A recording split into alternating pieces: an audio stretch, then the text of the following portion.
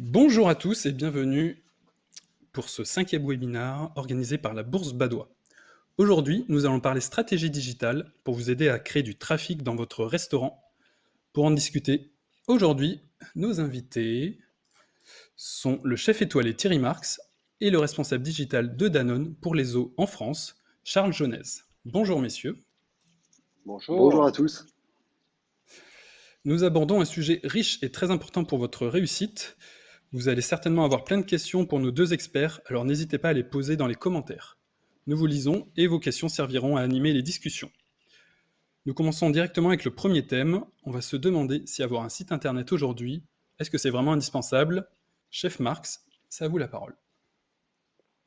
Merci de vous. On se retrouve sur un sujet important parce que c'est vrai que ce que nous avons traversé avec ce phénomène Covid nous a renforcé dans l'idée que le digital devait être absolument présent dans nos établissements, dans nos entreprises pour pouvoir d'aller chercher du chiffre d'affaires qui nous manque. Et là, effectivement, comme je viens de l'évoquer, ce phénomène Covid a accéléré cette tension. Alors, la première question pour moi, elle est effectivement site internet ou pas, parce que je vois bien que mes jeunes confrères, mes jeunes collaborateurs sont passés complètement à autre chose, sont déjà plus sur des modes digitales beaucoup plus accélérés que le bon vieux traditionnel des années 90, site internet où on retrouvait même pas de page commerciale ou juste un petit peu le fait de se regarder le nombril, d'essayer de montrer son produit et de montrer qui on était. Tout ça nous paraît complètement obsolète aujourd'hui. Alors, est-ce qu'il faut continuer, ce sera ma question à Charles, est-ce qu'il faut continuer à croire un site internet, est-ce que c'est utile, ou on doit passer la vitesse supérieure et aller et s'armer avec autre chose, un autre outil qui va recréer du flux dans nos maisons? Mais est-ce que le site internet n'est pas devenu totalement has-been aujourd'hui? C'est ma question. C'est une très bonne question. C'est une très bonne question, chef Marx. Et je pense que c'est vrai qu'on a vu l'effervescence de tous les réseaux sociaux ces dernières années, et on a l'impression qu'il n'y a plus que ça sur Internet. En revanche, là où sont tapés le principal des requêtes de recherche sont sur les moteurs de recherche comme Google, et ces moteurs de recherche, les réponses arrivent sur des sites Internet et pas forcément sur des réseaux sociaux. Donc le premier élément de réponse, il est aussi là. Un site internet, c'est chez vous. Vous êtes propriétaire, c'est votre vitrine. Quand vous avez une page sur Facebook, une page sur Instagram ou un autre compte, vous n'êtes pas chez vous. Donc j'ai envie de dire, c'est un réflexe tout simplement de sécurité, de se dire, je vais pouvoir raconter mon histoire, raconter qu'est-ce que je propose dans mon restaurant, quelle est l'expérience culinaire qu'il peut y avoir derrière, chez vous, sur un site internet. Donc finalement, c'est vraiment cette vitrine virtuelle, c'est votre espace, et en fait, ça prend pas tant de temps que ça de pouvoir la mettre en place. Ça ne prend pas tant de temps que ça de développer du contenu versus le bénéfice que ça peut avoir. Parce qu'aujourd'hui, on le sait, pour émerger sur Internet, notamment sur ces moteurs de recherche, il faut être bien référencé. Et un site Internet, ça permet vraiment de pouvoir remonter dans les requêtes de Google aujourd'hui. Donc, c'est aussi l'opportunité et l'occasion de mettre en avant un certain nombre d'informations. Quelle expérience vous proposez dans votre restaurant? Est-ce qu'il y a une spécificité culinaire? Est-ce qu'il y a un régime spécifique alimentaire, sans gluten, etc. Toutes ces informations vont permettre en fait de faire franchir le pas à un potentiel client qui se rendrait sur votre site, consulterait ces informations et pourrait ensuite prendre la décision de venir manger dans votre restaurant. Et ça, finalement, il n'y a pas meilleur endroit que sur un site internet que vous pouvez le faire. Alors après, on se parlait de sites internet des années 80. Aujourd'hui, il y a des sites internet qui peuvent être très simplement faits. Et d'ailleurs, 90% de la consommation sur internet est fait sur le mobile aujourd'hui. Vous en faites l'expérience tous les jours. Il y a des sites sur lesquels c'est très agréable de naviguer. Voilà, vous scrollez comme sur les réseaux sociaux. Et puis il y en a d'autres qui n'ont pas franchi le cap du design des années 2020. Et mon point de construction, il est vraiment là. C'est-à-dire que aujourd'hui, si vous décidez de construire un site internet, il faut que vous puissiez vous adapter au mode de navigation du moment, au mode de recherche sur les moteurs du moment. Et ça, là-dessus, moi, j'ai un bon conseil à vous donner, en tout cas, très simple, qui est Google Business, My Google Business. Donc peut-être qu'un certain nombre d'entre vous ont déjà effectué ces démarches, mais clairement, Google a mis en place un outil, et c'est depuis un certain temps, qui permet de charger en fait toutes les informations qui sont liées à votre restaurant ou à l'établissement que vous avez ou que vous gérez, avec les horaires, des photos, des visuels immersifs, toutes les informations. Mais depuis, peu aussi propose la création d'un site internet très rapidement, gratuitement aussi, et donc, vous avez toutes les démarches sur My Google Business. Vous allez pouvoir déjà vous faire accréditer pour bien montrer que l'adresse que vous prenez est bien votre restaurant. Et ensuite, vous faites accompagner pendant toutes les étapes de création de contenu, du simple visuel à la simple adresse sur Google Maps, jusqu'à la création d'une page optimisée sur Internet. Et ça, je peux vous garantir que ça prend pas beaucoup de temps et que vous pouvez le faire très facilement, très simplement, et que tout est bien fait pour le faire. Donc, je fais pas de la pub pour Google, attention, mais vraiment, ça reste un outil qui va vous permettre d'optimiser et d'émerger sur les moteurs de recherche, par exemple, dans le cas de Google. Donc voilà, My Google Business, et on pourra s'en reparler. Et Ce qui est puis, intéressant pardon. Ce qui est oui, intéressant quand je vous entends, Charles, c'est de dire c'est une maison, ça nous appartient, c'est chez nous. Mais moi, ce qui m'interpelle, c'est est-ce qu'on s'occupe suffisamment de cette maison? Et quand on s'en occupe, c'est combien de temps par jour pour suivre le flux qui passe sur ce site? Et sinon, on constate assez rapidement une érosion sur ce site et on le voit disparaître. Et puis, qu'est-ce que c'est qu'un site nouveau format? Est-ce que c'est une maison qui est une capacité à réagir plus vite sur les demandes que simplement le fait de montrer votre produit de façon assez poétique? c'est une bonne question. Et je pense que la métaphore de la maison est assez intéressante. C'est que, imaginez que vous passez dans la rue devant un superbe bâtiment qui vous vend X ou X produits. Et ben, l'état du bâtiment va être à l'image de ce que vous allez acheter dedans, tout simplement. Donc, à partir du moment où vous avez une présence sur Internet, il faut que ce site il soit mis à jour. Il faut qu'il soit cohérent avec la promesse que vous proposez à vos potentiels clients. Et ça, je pense que c'est vraiment hyper important. Euh, et c'est peut-être le travail en amont à faire avant toute création de site, c'est de se prendre une feuille blanche et de se dire en deux phrases, qu'est-ce que je propose aux gens qui vont venir dans mon restaurant, et de se l'écrire très simplement. Voilà, je propose de la cuisine mexicaine servie au feu de bois, etc. Pour que la promesse soit la plus claire possible et que justement ça ne fasse pas défaut quand vous allez créer ce site-là et que le bâtiment sera à l'image de ce que vous proposez. Il n'y a rien de pire, et vous l'avez tous vécu, que d'acheter un produit, le recevoir, que ce soit pas la bonne couleur, la bonne taille, etc. Donc ça, j'ai envie de dire, c'est vraiment le sanitaire et la base, c'est qu'il faut que ce soit en accord avec ce que vous proposez. Et puis, il y a le point qui est sur qu'est-ce qui me différencie des autres finalement. Et justement, sur ce site que vous allez pouvoir mettre à jour, alors, moi, je ne prends pas 1 heure par jour, hein. Je pense qu'il faut le faire une fois tous les 3 mois en fonction de votre restaurant, ou une fois tous les 6 mois. Il faut juste se dire et se mettre à la place d'un potentiel client qui prend des informations, qui navigue et qui recherche des informations. Il faut qu'il sente en fait que ce site, il existe et il vit parce qu'il y a des gens qui sont derrière cette cuisine. Donc c'est pas très compliqué de générer des articles et de raconter la carte du moment, pourquoi on a changé de carte, pourquoi on a choisi ces produits-là. C'est pas très difficile de changer les visuels et de prendre quelques nouvelles photos et de les changer au bout de quelques mois. Mais vraiment, on pense à la métaphore de la maison quand on passe devant un bâtiment, bah, c'est à l'image de ce qui va être vendu à l'intérieur. Donc plus on le fait vivre, plus on le change, plus on raconte, on raconte pourquoi on fait de la cuisine, etc. Plus on est intéressé, nous, par ce qu'il va y avoir derrière, et du coup, on va franchir la porte de cet établissement. C'est comme ça, en tout cas, que je le vois. Mais comment obtient-on, pour obtenir du flux, comment obtient-on le meilleur emplacement? Parce que on a tous été confrontés au fait d'avoir un super site internet qui nous a coûté bien souvent un certain prix, d'essayer de l'entretenir au mieux. J'aime bien aussi cette métaphore de la maison, mais à un moment donné, la remontée dans les recherches, comment on arrive à avoir un emplacement qui nous fait nous donner du relief à notre site et à notre établissement.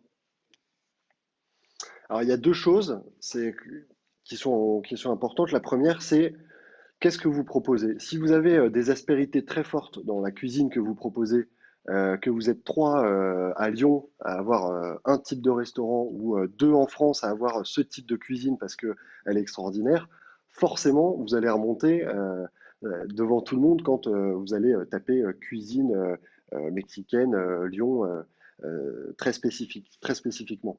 Donc ça, c'est important de comprendre quels sont ces points de différenciation parce que c'est ce qui va vous permettre d'émerger et d'aller plus vite que les autres. Parce que plus vous allez spécifier sur votre site quelles sont les caractéristiques et ce qui vous différencie des autres, plus Google va valoriser et vous faire remonter dans les pages.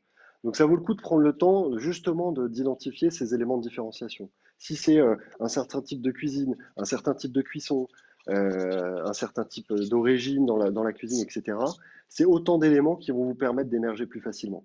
Effectivement, si vous mettez sur votre site restaurant, brasserie France, terminé. Vous n'émergerez jamais. En revanche, cuisine moléculaire, innovation culinaire, etc., c'est autant de mots-clés, en fait, dans le contenu que vous allez pouvoir rédiger, qui vont vous permettre de vous différencier et du coup de remonter. Alors, attention, je ne dis pas que vous remonterez en première place dans les 2 jours parce que vous faites ça.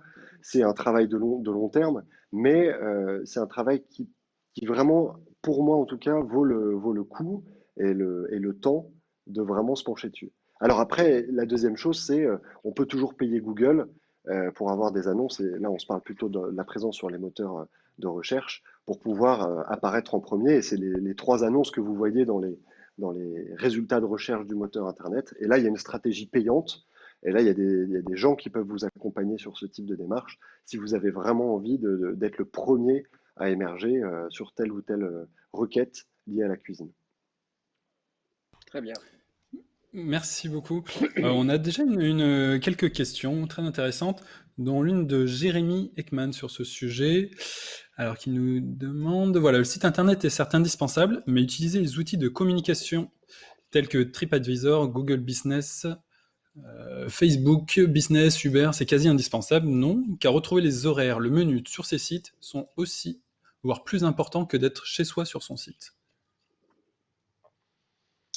Oui, bonjour Jérémy, très bonne question.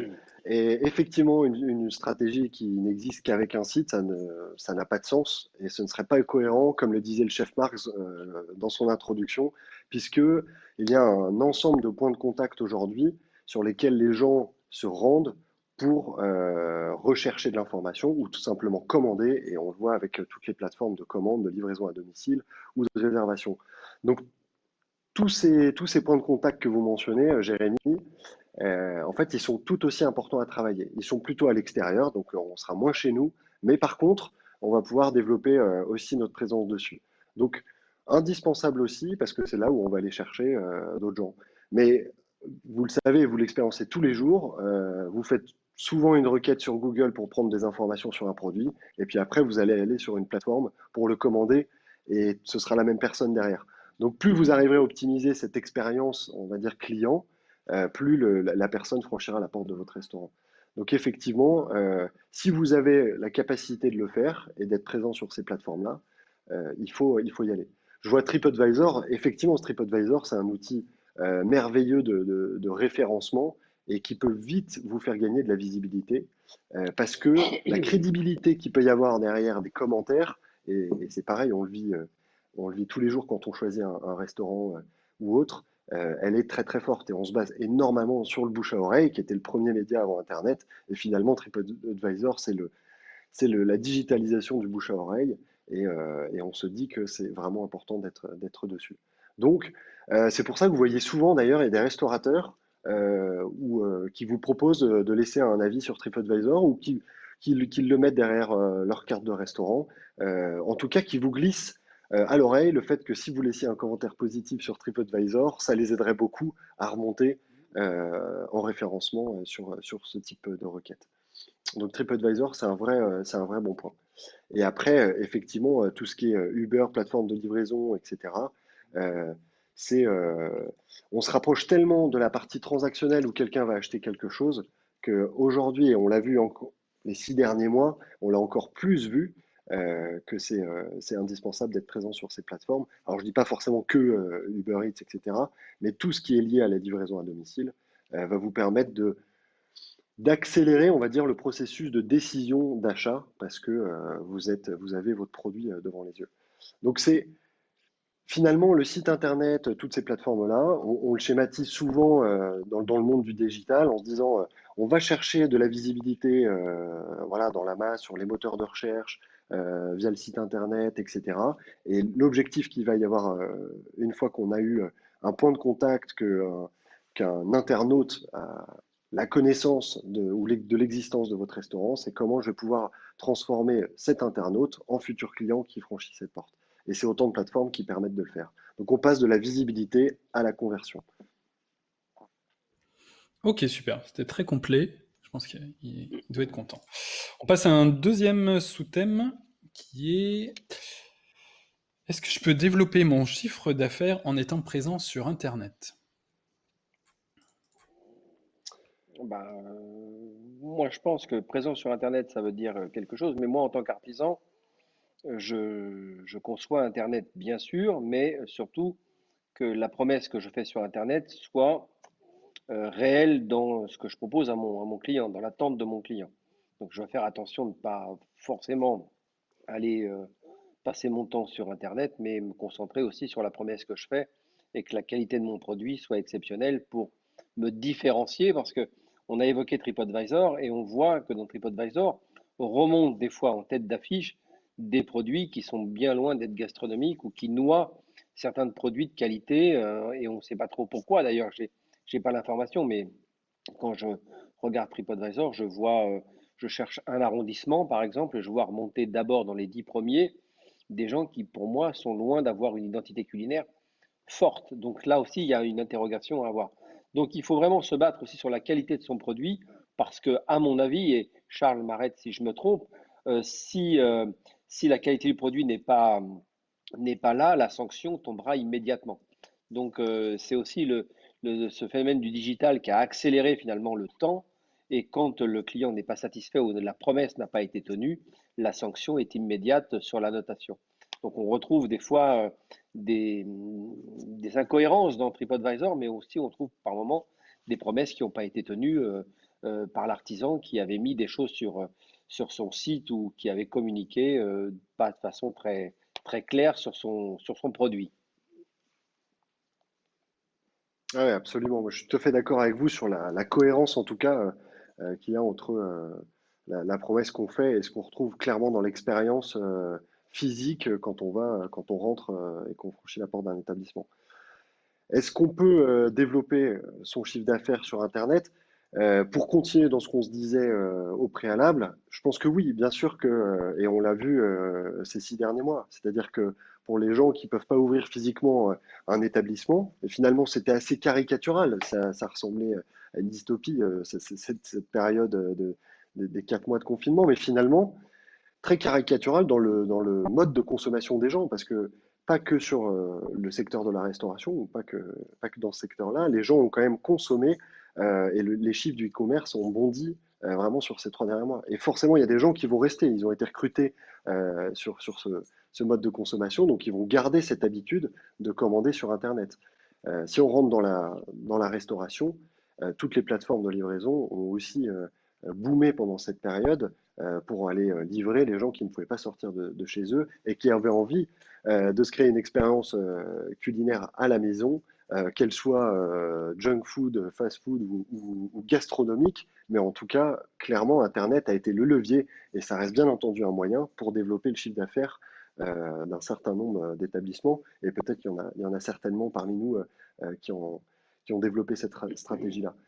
En tout cas, on peut le développer. Ce qui est important de voir, c'est qu'en fonction de sa taille et de l'énergie qu'on peut dépenser là-dedans, du temps qu'on peut y passer, c'est de choisir et de prendre le temps de choisir les bons points de contact justement qui correspondent à l'établissement et d'affiner en fonction, comme le disait le chef Marx, d'arrondissement, de tous les éléments qui vont pouvoir apporter beaucoup de détails pour faciliter en fait la prise de décision du potentiel client. Et on le voit quand on commande, quand vous commandez sur Uber Eats ou Just Eat ou sur Deliveroo, quand vous regardez, à part si vous connaissez très bien l'enseigne, bah, parce que vous avez l'habitude et que pour vous c'est habituel de commander tous les dimanches soirs des sushis. Si vous avez envie de tester un autre restaurant, tester une autre expérience culinaire, vous allez avoir envie d'avoir des détails, des informations sur comment c'est fait, la provenance des produits, qui est derrière les fourneaux, quelle histoire on a envie de raconter, etc. Et plus on pourra donner ces informations-là, plus le clic sur ce type de plateforme sera facile. Donc, à mon sens, ça vaut aussi le coup de prendre le temps de se dire est-ce que cette période du confinement, comment je l'ai vécu, est-ce que j'aurais pu optimiser de la livraison à domicile? Et si c'est pas sur Uber Eats, est-ce que j'aurais pu la faire en propre? Est-ce que moi-même, dans mon quartier, est-ce que j'ai prévenu que je pouvais livrer à domicile et la personne qui était avant finalement en salle, elle prend un scooter ou un vélo et elle va livrer le quartier. J'exagère et je caricature et je sais que c'est bien plus compliqué que ça, mais c'est plutôt dans le réflexe de se dire que c'est évident qu'Internet permet d'aller faire du business incrémental et d'aller chercher les clients qui ne seraient pas passés devant votre porte forcément. Non, c'est vrai, c'est très intéressant ce que dit Charles, mais et je suis complètement convaincu, c'est-à-dire qu'il y a ce phénomène a accéléré quelque chose qu'on pressentait depuis quelque temps, mais ce confinement a accéléré tout ça. Et c'est vrai que redessiner un restaurant aujourd'hui, physiquement, c'est aussi de prévoir maintenant un pass pour les clients qui sont en salle et un pass pour les gens qui vont venir, qui vont demander à être livrés sur le produit. Ça a bouleversé totalement le métier. Les plus agiles se sont déjà un petit peu redressés. Les plus, les plus réfractaires à ce type de restauration, bien encore du mal à trouver le rythme. Mais ce qui me semble important, c'est de me dire que nous ne reviendrons pas en arrière. C'est-à-dire que le non digital, le non livraison, tout ça, je pense que là, c'est une erreur de croire que on pourrait se contenter d'avoir un simple chiffre d'affaires qui serait fait sur site. Je pense qu'on ne reviendra pas sur les règles sanitaires malgré tout et que les salles de restaurant vont devenir de plus en plus petites et que la réponse et ce crantage de chiffre d'affaires grâce au digital est quelque chose qu'on doit prendre en compte pour que en 2021, tous les établissements soient en capacité, ou beaucoup d'établissements soient en capacité de faire du service en livraison, voire de s'équiper et de s'aguerrir sur la livraison, parce qu'aujourd'hui, dans le monde de la restauration, certains peuvent avoir une facilité à faire livrer leurs produits, d'autres qui ont des cuisines plus, je dirais, plus signature, plus identitaire, eh bien, c'est plus difficile de livrer un plat d'un restaurant étoilé dans lequel ça nécessite un certain nombre de préparations que pour un restaurant qui va avoir une cuisine plus du quotidien. Donc tout ça, mais ce qui semble ressortir, c'est que nous ne reviendrons pas en arrière et qu'il va falloir accélérer ce digital pour ceux qui n'y étaient pas totalement aguerris. Alors moi, j'avais une Ouais, je voulais question, par juste contre, vous... Oui, pardon. pardon, je J'avais juste termine un juste exemple là-dessus. à vous donner, pardon, chef Marx. Juste un exemple dans le business model justement de Deliveroo et de tout ce type de plateforme. Aujourd'hui, il existe des entrepôts dans le nord et dans le sud de Paris, par exemple, qui se développent où Deliveroo loue une cuisine avec toute la flotte de livreurs qui part directement de la cuisine de l'entrepôt de Deliveroo vers les clients. Et ça, j'ai envie de dire, des millions d'euros sont investis pour ce type de business model aujourd'hui. Donc ça confirme en fait la tendance de fond qu'il va y avoir sur le food, en tout cas sur la commande par Internet. Alors c'est quand même, je trouve ça assez incroyable en tout cas. Oui, c'est vrai que c'est une vague, c'est une déferlante et qui va être durable. Donc il faut s'y préparer, s'adapter, renforcer sa diversité aussi, parce qu'il faut être capable de sortir la tête du rang pour proposer une cuisine qui soit différente ou un produit qui soit différent de nos Oui, voisins, parce que pour essayer de sortir du mainstream et trouver ces crantages de chiffre d'affaires qui sont absolument nécessaires, parce que effectivement, ce courant Internet ou digital est un mainstream extrêmement fort et qui emporte tout son passage. Et les plus agiles, les plus aguerris, ceux qui ont vraiment une capacité à faire un produit étonnant, eh ben, sortent un petit peu du lot et s'adaptent. Donc c'est ce mainstream qui, effectivement, des gens d'une autre génération se sentent inquiets aujourd'hui de voir, un, la perte de la valeur de leur chiffre, de leur maison, enfin de leur maison physique, c'est-à-dire de leur fonds de commerce, parce que s'installe aujourd'hui, on parle de dark kitchen, on parle je trouve que ça a été évoqué avec ces fameuses cuisines pour Deliveroo, par exemple, et il est évident pour que quelqu'un du siècle passé, c'est complètement obscur de se dire d'aller faire la cuisine ailleurs et de s'adapter dans ce courant qui est un courant qu'on sent vraiment durable. Donc je peux aussi comprendre l'anxiété de mes aînés ou des ouais. gens qui se disent mais comment je vais faire pour attraper ça et comment je vais trouver de l'aide pour on m'aide à m'installer dans ce courant qui est le courant digital aujourd'hui.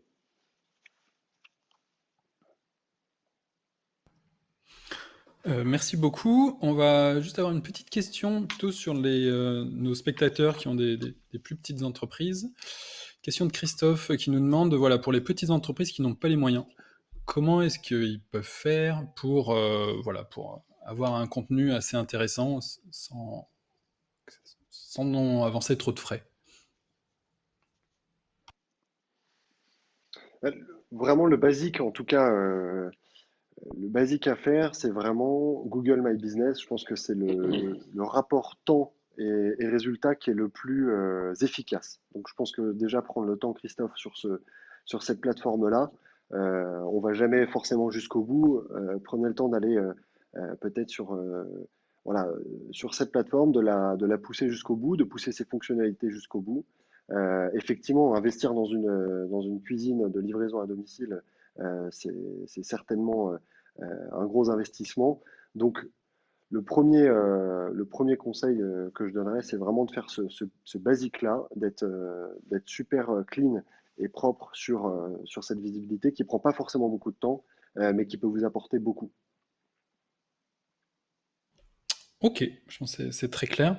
On va aborder maintenant le troisième thème, qui est comment aller plus loin dans l'expérience client via le digital. L'expérience client, elle est in situ, elle est quand le client est chez vous. C'est encore une fois, je ne veux pas faire une réponse de Normand, mais la proposition que vous faites sur le digital doit être très claire pour que quand le client vive l'expérience que vous lui avez promis. Et ça, par moment, c'est pas toujours gagné. Donc il faut vraiment s'attacher à ça, se dire tout ce que j'ai écrit, tout ce que j'ai promis, je vais être en capacité de le tenir.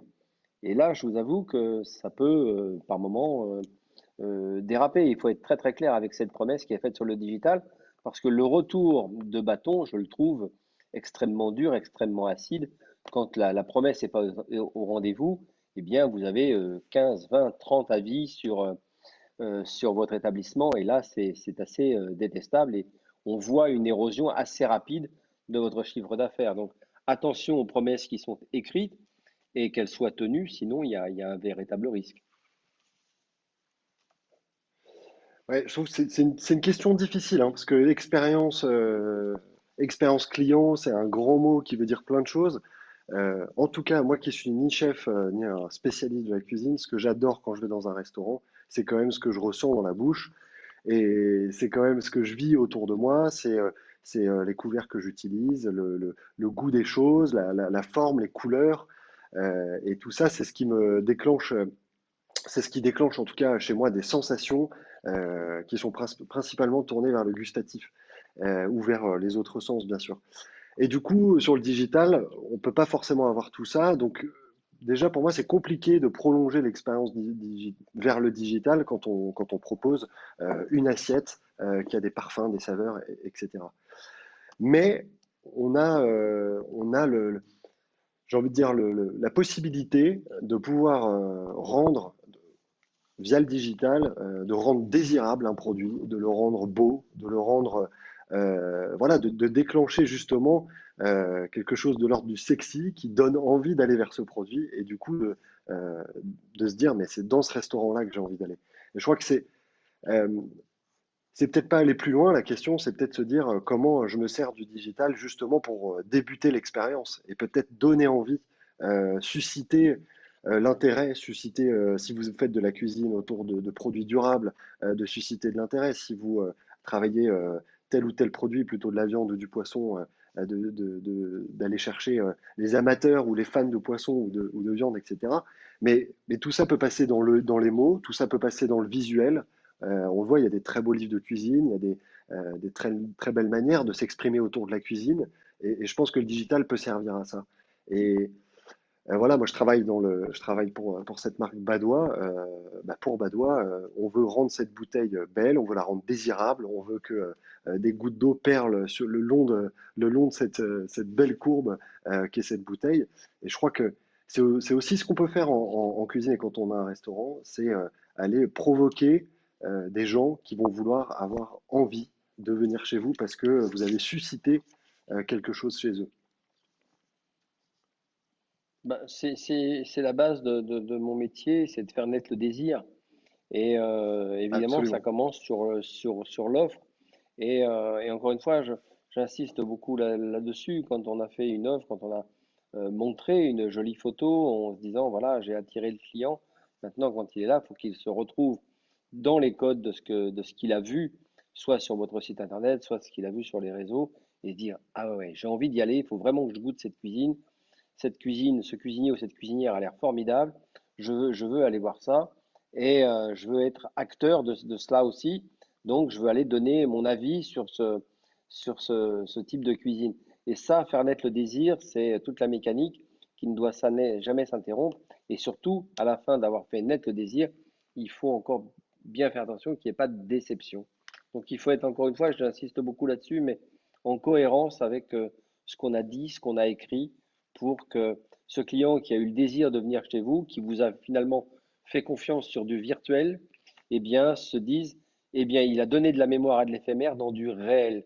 Et c'est ça c'est cette transition-là, moi, qui m'intéresse entre le monde du digital et le monde du réel. C'est qu'à quel moment je fais naître le désir dans le monde digital pour venir concrétiser dans le monde du réel. Et je pense que l'homme de terrain que je suis, et ma profession représente beaucoup d'hommes de terrain et de femmes de terrain, eh bien, c'est de se dire, on va aller chercher dans le virtuel et ramener des gens dans le réel et dans l'expérience client. Et l'expérience client, c'est, encore une fois, dans nos métiers dits de bouche, c'est de donner de la mémoire à de l'éphémère. On se souvient d'un plat, parce que ces codes couleurs de ce plat, l'émotion, le jeu de texture et de température du produit, qui sont probablement nés d'une photo dans, dans le digital, comment vous allez donner de la mémoire éphémère quand le client il est là réellement en face de son assiette et qui se dit ouais c'est génial. Et là c'est gagné parce qu'immédiatement il renchérit sur votre site, il renchérit sur votre nom pour que vous puissiez continuer à le faire. Mais c'est cette transition-là qui est souvent pour moi très scabreuse, dire j'ai fait une promesse, est-ce que je vais tenir la promesse jusqu'au bout? Et, euh, et ça, c'est pas toujours facile à maintenir, mais quand même, c'est la mission de l'artisan. Et il y a un point peut-être pour compléter ce que vous dites, chef Marx, qui est qu'effectivement aujourd'hui aussi, on a besoin de voir des choses un peu plus incarnées qu'avant, et qu'il y a quelques années où il y a, voilà, on a des chefs qui sont célèbres, connus et reconnus, comme on a pu en discuter, et qu'aujourd'hui, finalement, grâce au digital, n'importe qui peut avoir une vitrine et du coup raconter son histoire. Et je trouve ça intéressant aussi de se dire que plus vous allez raconter cette histoire, montrer pas forcément ce qu'il y a dans le plat, mais aussi ce pourquoi vous le faites, la passion que vous pouvez y mettre, l'histoire de pourquoi vous avez commencé la cuisine, pourquoi vous avez repris ce restaurant, débuté dans cet établissement, ajouter une dimension finalement assez émotionnelle, et on retouche des émotions que vous pourrez susciter chez les gens. Je crois que c'est aussi une partie du digital, enfin de ce que l'expérience peut être sur le digital, c'est tout ce narratif qu'il peut y avoir autour de finalement pourquoi vous êtes là dans cet établissement, pourquoi vous avez ce restaurant. Et c'est ce que les gens aussi ont envie d'entendre. On aime toujours à la fin du dîner, quand le chef passe derrière chaque table et salue les convives, on a envie de rentrer dans son intimité, de le connaître, de savoir pourquoi finalement il a choisi tel ou tel produit. Et je crois que le digital peut le permettre parce que effectivement, entre 30 ou 40 personnes dans un restaurant qui vont le vivre, il peut y en avoir 400, 500, 1000 qui vont pouvoir le vivre sur Internet et adhérer en fait à cette histoire. Et cette histoire sera autant d'éléments de comparaison par rapport à d'autres établissements et se dire bah, si j'ai envie d'entrer dans cet établissement, c'est aussi pour ça, parce que j'adhère, je crois, je trouve que cette histoire est belle, je trouve qu'elle est intelligente, je trouve qu'elle est cohérente ou qu'elle est loufoque complètement. Mais en tout cas, je pense qu'il faut aussi se livrer un peu plus. Je dis un peu plus, mais je ne sais pas d'ailleurs, mais il faut oser se livrer dans la juste mesure des choses, parce que vous incarnez votre cuisine aussi. Tout à fait. Et puis ce qui est étonnant avec cet univers du digital, c'est qu'on a l'impression d'avoir mis la main sur un autre métier, qui est le métier du marketing finalement. On a l'impression qu'on est responsable de son propre marketing.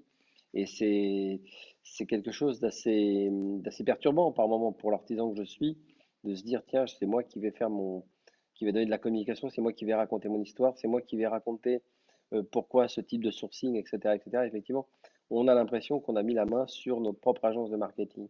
Et ça, c'est quand même quelque chose qui nous donne une responsabilité supplémentaire dans nos métiers. Très bien, merci énormément. On a une première question de Sylvie qui nous demande: trouveriez-vous opportun de recevoir des remarques de clients sous forme de questionnaires identiques à ceux envoyés par des hôteliers lorsque vous avez résidé chez eux? J'ai pas d'avis là-dessus. Je pense que c'est ni pertinent ni impertinent. Je pense que c'est une tentative pour essayer d'améliorer l'expérience client. Donc le- l'entreprise vous envoie un certain nombre de choses pour essayer de mieux vous servir la prochaine fois. Ce que vous avez aimé, ce que vous n'avez pas aimé, ce que vous souhaiteriez qu'on améliore quand vous veniez dans l'entreprise ou dans le restaurant ou dans l'hôtel. Tout ça, ça me paraît ni pertinent ni impertinent. C'est un choix qu'on peut avoir, que je trouve pas si mal de pouvoir améliorer l'expérience de nos clients quand ils viennent et que, faut pas oublier que bien souvent, leurs notes nous font progresser dans l'entreprise. On s'était pas aperçu de certaines choses, que l'hospitalité n'était pas toujours là, que le produit promis n'avait pas été servi. Un certain nombre de manquements qu'on peut trouver dans l'entreprise. Et quand le client répond à un questionnaire, eh bien, ça peut nous permettre, nous, hôteliers ou restaurateurs, d'améliorer notre prestation.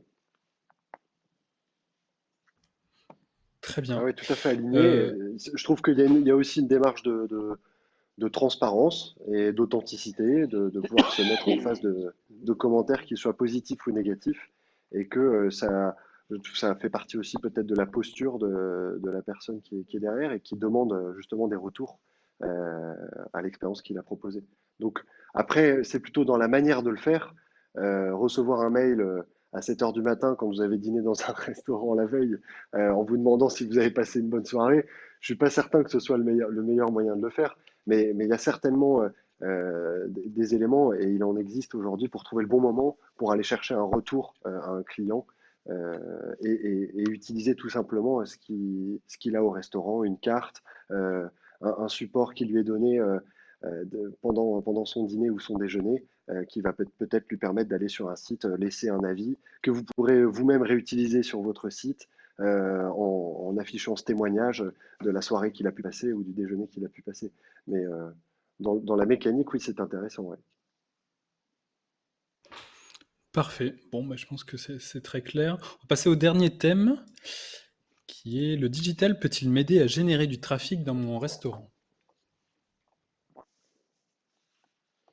En tout cas, pour moi, oui, ça c'est une évidence. C'est-à-dire que j'essaie dans beaucoup de mes établissements de créer du trafic au travers du digital en proposant des animations dans l'entreprise qui sont plutôt assez bien relayées dans tous les circuits, type Instagram ou autre. Mais je crois que oui, c'est un outil qui peut permettre de générer du flux, et ça, c'est une évidence pour moi. En tout cas, moi, je ne vois pas d'avis contre là-dessus.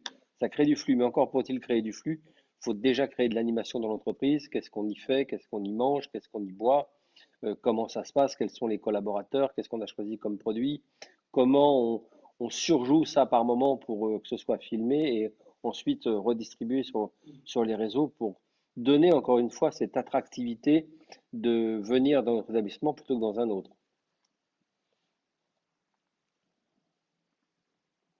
Oui, tout à fait d'accord.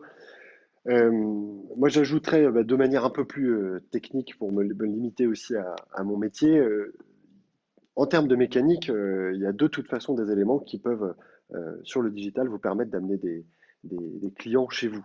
On parlait du référencement sur Google. Je pense que déjà, c'est le premier point, mais on en a déjà assez parlé, donc je ne vais pas revenir dessus.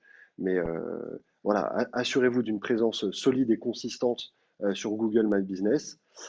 On peut aujourd'hui médiatiser de manière géolocalisée. Vous pouvez adresser une publicité via Google, Facebook, Instagram, etc. Euh, Bien sûr avec un budget, mais vous pouvez la géolocaliser dans votre quartier, dans votre rue, dans telle ou telle région. Donc, vous pouvez limiter finalement on va dire le terrain de ciblage pour limiter le budget qui est dépensé et du coup aller chercher des contacts qui vont être utiles et qui vont être des contacts transformés en personnes qui seront réellement et physiquement chez vous. Et donc ça, la médiatisation géolocalisée, c'est quelque chose qui fonctionne assez bien.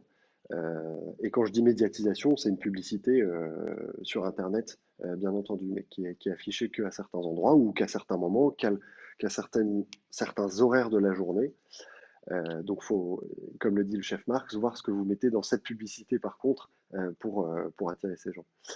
On peut avoir aussi les influenceurs locaux. Je suis sûr que dans vos réseaux, on dit toujours que le plus fort média, c'est le réseau, c'est le bouche à oreille. Vous avez certainement des influenceurs ou des gens qui connaissent des Instagrammeurs, qui connaissent ce type de personnes qui ont une caisse de résonance autour d'eux. Et quand ils prennent la parole, euh, ils suscitent l'engagement de leur communauté. Eh bien, je pense que ça peut être un exercice aussi de se dire, est-ce que j'ai pas dans mon entourage, dans les plus un, plus 2, plus 3 de mon réseau, un influenceur ou un Instagrammeur qui parle de telle ou telle thématique, de la cuisine, etc., et qui pourrait engager sa communauté à venir chez vous. Et je pense que ça, c'est un travail, en tout cas, c'est quelque chose qu'on peut faire assez facilement, hein, repérer sur Instagram les gens qui parlent de cuisine et qui sont des influenceurs. Il y en a qui sont très célèbres, très connus, qui ont des millions de fans, qui ont des millions de gens qui les suivent, mais il y en a beaucoup qui ont 1000, 2000, 2000 personnes qui les suivent, qui ont une vraie stratégie éditoriale, qui sont attachés à un quartier, à une région, à un type de cuisine. Et cela, c'est très facile de les, euh, de les engager. Si vous les invitez une fois dans votre restaurant, par exemple, je pense qu'ils seront très heureux de pouvoir vous aider à parler de votre restaurant à leur communauté. Et je pense que, encore une fois, ça prend pas beaucoup de temps de regarder sur tel ou tel site. Si vous avez des enfants, vous les mettez dessus pendant pour pour faire ça. Mais les influenceurs, c'est quelque chose qui marche très bien. Et c'est pareil, il y a une notion d'authenticité, il y a une notion d'incarner qui fonctionne bien. Donc posez-vous la question, est-ce que j'en ai autour de moi? Et je suis sûr que vous en avez et que vous ne le saviez pas. Vous pouvez avoir des RP digitales, des relations presse digitales. Aujourd'hui, vous connaissez tous ces sites, le Bonbon, Time Out, etc., qui ont finalement des présences papier, mais qui ont aussi des présences digitales et qui ont besoin aussi de contenu, qui ont besoin de fraîcheur, qui ont besoin de raconter des choses, eh bien, contactez-les directement, envoyez-leur un mail, proposez-leur de venir dîner ou déjeuner un jour dans votre restaurant s'ils ne sont pas déjà passés. C'est autant de choses très simples à faire. Vous aurez peut-être une réponse négative, mais si vous avez une réponse positive, parce que vous racontez votre histoire et que vous dites pourquoi vous faites cette cuisine, euh, ce sera un petit article sur Internet le lendemain ou la semaine d'après qui pourra donner un peu plus de visibilité à votre restaurant et générer du trafic. Et on en a vu des histoires de restaurants comme ça qui sont partis de rien et qui en 2, 3 jours, une semaine, un mois, ont vu la foule devant leur porte. Donc, euh, je pense qu'il faut tenter ces choses-là aussi. Aujourd'hui, il y a des gens qui ont une caisse de résonance sur Internet, que ce soit des sites comme le Bonbon, Time Out, des influenceurs. Il faut tenter. Ayez l'authenticité, la simplicité de les contacter pour leur faire part de votre aventure, de ce que vous proposez, parce que ces gens-là recherchent beaucoup de contenu. On l'a dit, Internet, en termes de contenu, c'est délirant la masse d'informations qui est dégagée chaque jour. Et justement, ces sites-là ont besoin de ces informations, ont besoin de se rafraîchir. Donc, je pense que c'est intéressant de se dire lesquels sont autour de moi et lesquels je pourrais susciter, si ce n'est pas les grands guides, bien sûr, que vous connaissez tous, les plus petits, qui sont régionaux, qui sont même par quartier, et il en existe, et quel écosystème il y a autour de ces sites médias ou de ces influenceurs. Donc oui, le digital, à le regarder sous cet angle-là, je pense qu'il peut générer du trafic sans forcément allonger un budget énorme, mais plutôt en premier d'être dans une logique de bon sens et d'utiliser les pivots, les bons moyens qui vont vous permettre peut-être de faire venir quelques personnes en plus petit à petit, qui généreront elles-mêmes d'autant plus de personnes si l'expérience est à la hauteur de ce que vous proposez, bien sûr. Là, je rebondis sur bouche à oreille et j'ai envie de dire que finalement, c'est du bouche à oreille accéléré, qu'il faut surtout pas se priver de la qualité, mais ce bouche à oreille, effectivement, les influenceurs, les influenceurs de proximité, effectivement, l'influenceur du quartier, mais l'influenceur qui est des fois un peu plus déco, c'est très important, mais gardons à l'esprit que ce bouche à oreille, eh bien aujourd'hui, il est accéléré, ça on est tous convaincus, et qu'il y a des jeunes gens, il y a une génération qui est là aujourd'hui, qui est née avec ça. Donc on ne reviendra pas en arrière, on ne reviendra pas aux flyers qu'on dépose dans des boîtes aux lettres, on ne reviendra pas à tout ça. Donc ce digital, finalement, il faut se l'approprier, pas oublier qui on est, parce que ça aussi, ça fait la différence. C'est-à-dire que sur le digital, on voit énormément de copyright de voisins qui essaient de ressembler à l'autre voisin, etc., etc. Ça n'a pas d'intérêt. Je pense que ce qu'a dit Charles, c'est très juste. C'est expliquer qui vous êtes, découvrez-vous un petit peu, montrez ce que vous savez faire déjà, faire naître le désir de ce que vous savez faire, et quand les gens viennent le constater, eh bien finalement, ils ne sont pas déçus. Et ce bouche à oreille accéléré ne doit pas nous faire perdre, en tant qu'artisans, notre identité. C'est pas en essayant de ressembler à tout le monde qu'on va se démarquer dans ce mainstream, mais bien au contraire, en trouvant une identité de produit, une qualité de produit qu'on ne trouve pas ailleurs, et surtout une durabilité de ce produit. C'est-à-dire que des Mozart assassinés sur Internet, il y en a tous les jours, des gens qui ont eu du talent 2 jours, 48 heures, un bel article de presse, et puis tout d'un coup ils disparaissent, on ne sait plus où ils sont partis.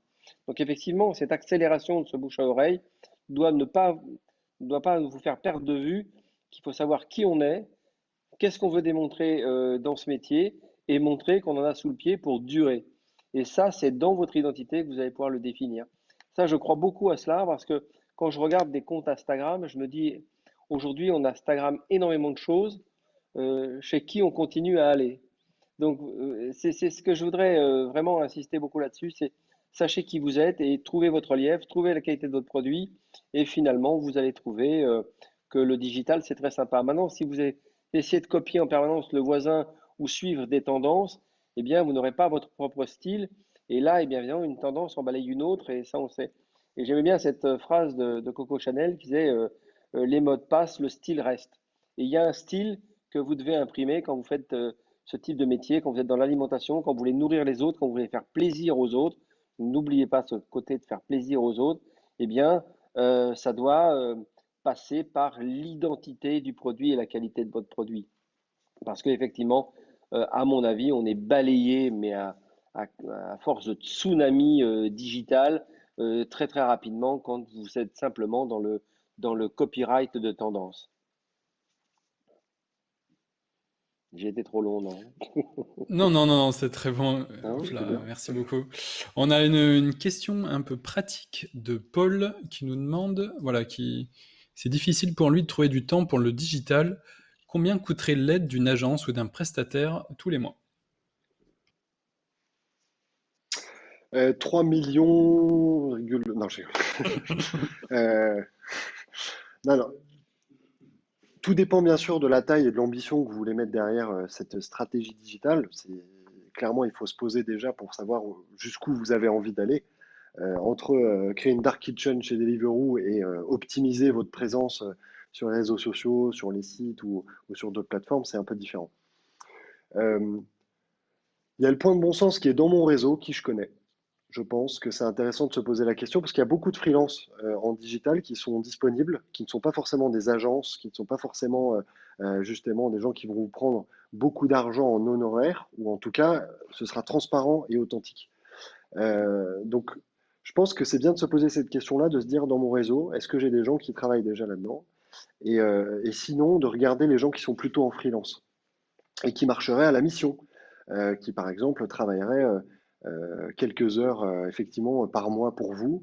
Et à ce moment-là, je dis ça, mais ça peut être payé en plat ou en dîner ou en déjeuner. Hein, je vais jusque-là, mais ça ne doit pas coûter excessivement cher.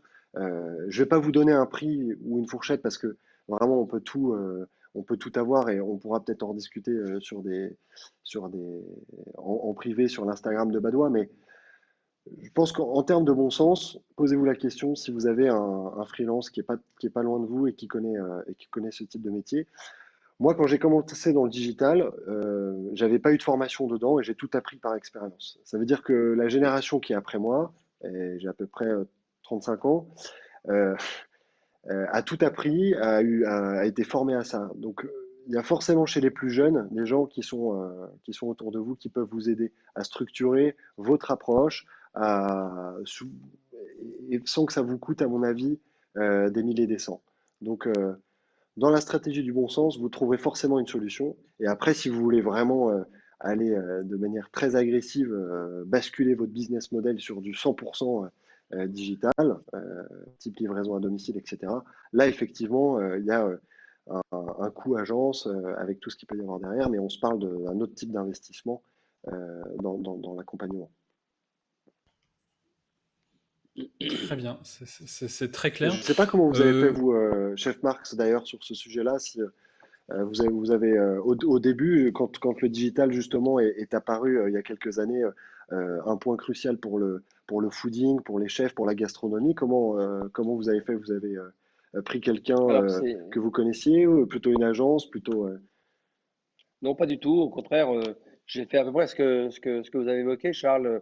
J'ai essayé de regarder qui savait autour de moi. Il se trouvait que c'était des gens beaucoup plus jeunes que moi, beaucoup plus aguerris à ce type de produit. Et c'est eux qui m'ont guidé un petit peu avec beaucoup de bienveillance, mais en même temps beaucoup d'interaction. Ils m'apprenaient quelque chose, or que c'est moi qui étais censé leur apprendre quelque chose dans mon métier. Donc on s'est retrouvé là-dessus. Et au départ, effectivement, j'ai fait confiance à des gens plus jeunes en leur disant voilà, voilà ce que je veux, voilà ce que je ne veux pas. En fait, je ne voulais pas mentir, je ne voulais pas raconter une histoire qui n'aurait pas été la mienne ou proposer un produit qui ne serait pas le mien ou que je n'assume pas ou que je n'incarne pas. Et en fonction de ça, eh bien, les collaborateurs et les collaboratrices m'ont aidé à communiquer, à arranger mon produit Internet, à arranger mon digital, comme ça, au fur et à mesure. Et à chaque fois que j'ai fait l'erreur de prendre une très grosse agence avec beaucoup de moyens, je ne les critique pas, mais elles m'ont proposé un produit auquel je ne savais plus moi-même accéder, ou je ne me reconnaissais pas dans ce produit. Donc je me suis un peu trompé. Donc j'ai fait exactement ça. Je suis allé vers des gens plus jeunes qui avaient eux envie de montrer que notre produit n'était pas si mal et m'ont aidé à communiquer très largement et très efficacement sur Instagram, TripAdvisor, enfin tout un tas de produits comme cela sur lesquels moi j'étais plutôt réfractaire.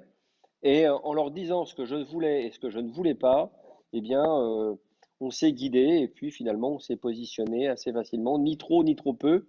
Je pense que le trop, c'est l'écœurement et ça ne fonctionne pas. Et le trop peu, finalement, vous disparaissez très vite. Je pense que de trouver le juste point de communication, c'est là où il faut être vigilant de ne pas promettre ce qu'on ne pourrait pas tenir, mais surtout de ne pas vouloir communiquer à tout prix, or qu'on n'a rien à vendre. Bien, merci beaucoup pour votre expérience. On va essayer de conclure assez rapidement et remercier nos spectateurs.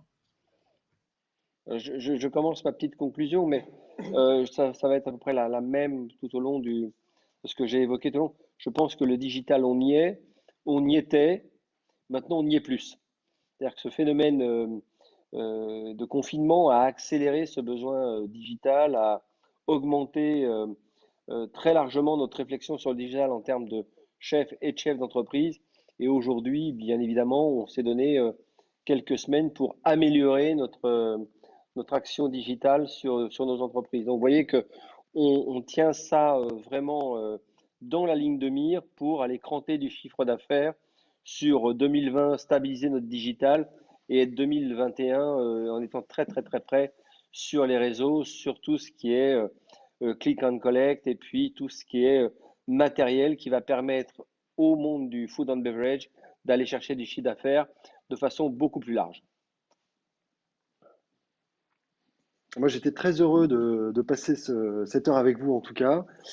Euh, je pense voilà, il y a du bon sens. En tout cas, il y a souvent autour de nous plein de choses qui sont disponibles. Et cette expertise-là, parce qu'on se parle bien d'expertise, vous pouvez aller la trouver de manière un peu détournée, certainement, avec cette stratégie de bon sens, toujours en cohérence avec la promesse que vous proposez à vos clients. Donc ça, c'est le premier point. Et puis le deuxième point, c'est du plaisir. Aussi, comme en cuisine, amusez-vous à raconter votre histoire, amusez-vous à parler avec vos clients que vous connaissez bien pour savoir aussi comment eux font sur ce digital. Est-ce que ça les sert? Amusez-vous à créer du contenu. Je sais que vous n'avez pas beaucoup de temps pour ça, mais il y a certainement des gens autour de vous qui en ont un peu plus et peut-être chez les plus jeunes qui peuvent vous aider à le structurer. Donc, de toute façon, ça fera partie de l'avenir, c'est certain. Donc, plutôt que de le prendre comme un frein ou une contrainte, prenons-le en essayant d'avoir une petite longueur d'avance et en faisant ce travail-là avec plaisir et que ce soit la complémentarité de ce que vous proposez dans votre restaurant. Donc voilà ce que je voulais vous dire en conclusion en tout cas.